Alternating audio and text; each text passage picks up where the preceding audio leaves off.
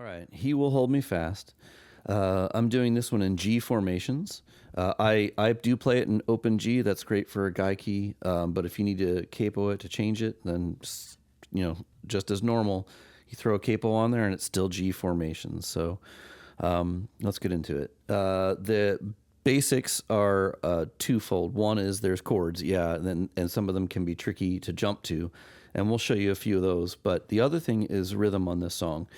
While it is a traditional 3/4, I end up playing it more like a 6/4, which means in my head I'm counting to 6 on my strums. So I'm doing just downstrokes, and I think this is kind of important because the rhythm on this song can get funky.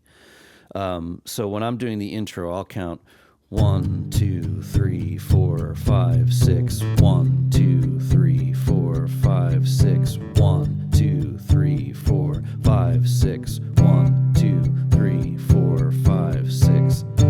And that's basically just, I'm doubling the amount of notes that I'm counting in a 3/4 measure. So hopefully that's helpful.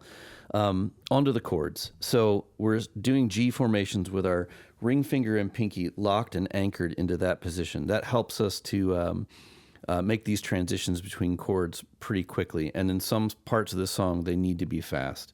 So throughout the verse, it's just G, and then there's a G over B, which really is just my index finger kind of takes over as the most prominent note. You can lift your middle finger a little bit to mute that string. You can wrap your thumb around to mute it if you want. You might see me do that. Or you can just play a G. If you don't want to try and concentrate on that aspect of it, it's not going to hurt the song. It'll still sound great. So you can play the G or you can play a G over B. It makes no difference.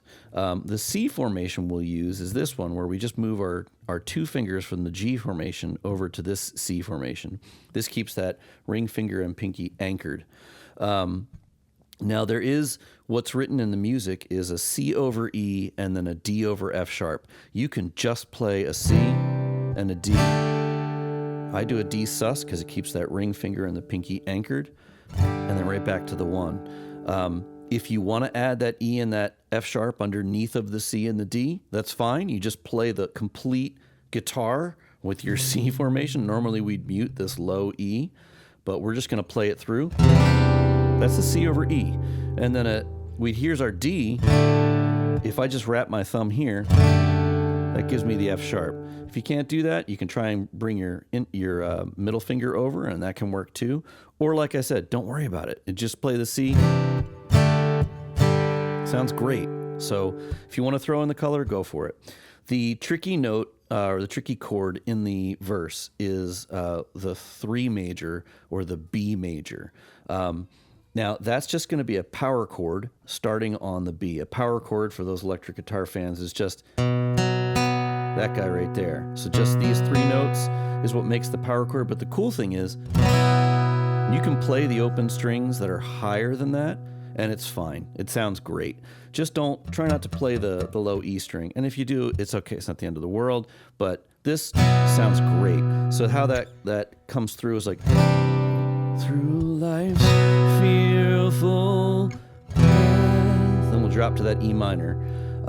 Now on this one, because I'm coming from that power chord to that E minor, I'm not worrying about my ring finger and my pinky getting anchored back in. But you can play either one of these. If you feel comfortable jumping with all 4 fingers back into that E minor 7, great. If you don't, you just want to do that, that's fine too. It's just the 2-finger E minor, no problem. So that's about it for the chords. There's just moving between them quickly is going to be the trick. So let's play through the song.